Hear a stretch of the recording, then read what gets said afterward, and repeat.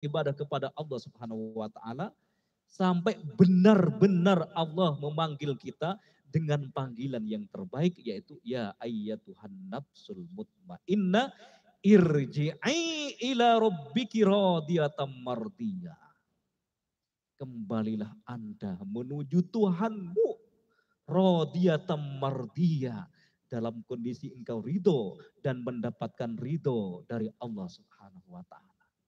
Bukan hanya itu jamaah sekalian, tapi Allah Subhanahu wa taala mempersilahkan kita bergabung dengan hamba-hamba Allah yang diridhoinya. Fadkhuli fi ibadi. Wahai orang-orang yang beriman. Fadkhuli fi ibadi. Ayo bergabung bersama hamba-hambaku.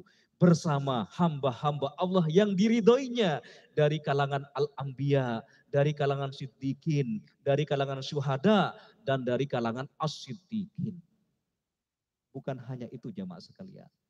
Tapi ketika nanti orang-orang yang beriman di akhirat itu Allah Subhanahu wa taala mempersilahkan kita wadkhuli jannati. Ini di akhirat. Wadkhuli jannati. Wahai orang yang beriman, wahai orang yang bertakwa, silahkan Anda masuk ke dalam surga.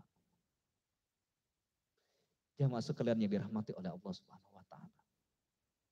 Bukan hanya dimasukkan ke surganya Allah Subhanahu wa taala, tetapi orang-orang yang bertakwa kepada Allah Subhanahu wa taala pada hari kiamat, mereka wajahnya berseri-seri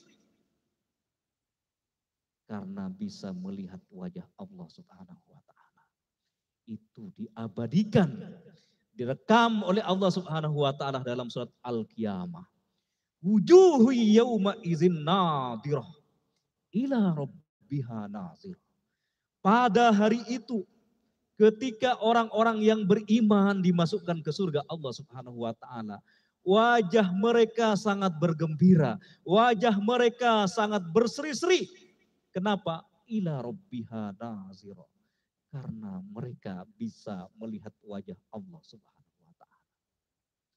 Itulah jamaah sekalian yang dirahmati oleh Allah Subhanahu wa taala.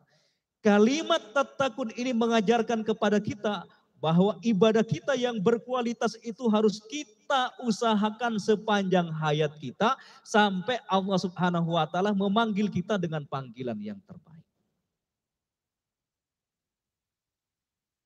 Kemudian jamaah sekalian yang dirahmati oleh Allah Subhanahu wa taala. Puasa yang kita lakukan ini kalau kita renungkan juga, kalau kita merenungkan sejenak, kalau kita mendalami makna puasa, ternyata puasa ini akan mengantarkan kita menjadi pribadi-pribadi muslim yang kuat secara spiritual. Bukan hanya spiritual, tetapi akan mengantarkan kita menjadi pribadi-pribadi muslim yang punya kualitas dalam menjaga perintah-perintah Allah Subhanahu wa taala. Bagaimana tidak jamaah sekalian?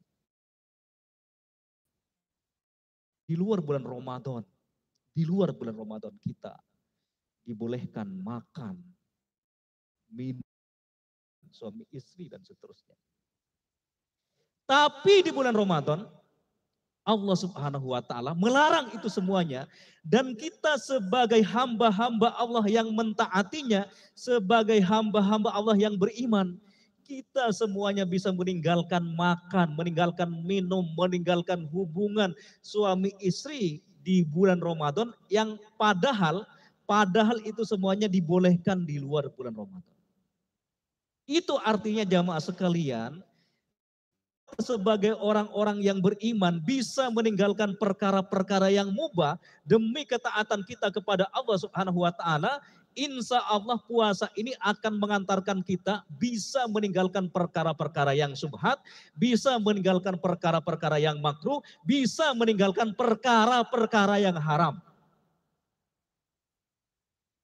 Jadi puasa ini sebagai instrumen yang sangat hebat agar kaum muslimin ini naik tingkat secara kualitas.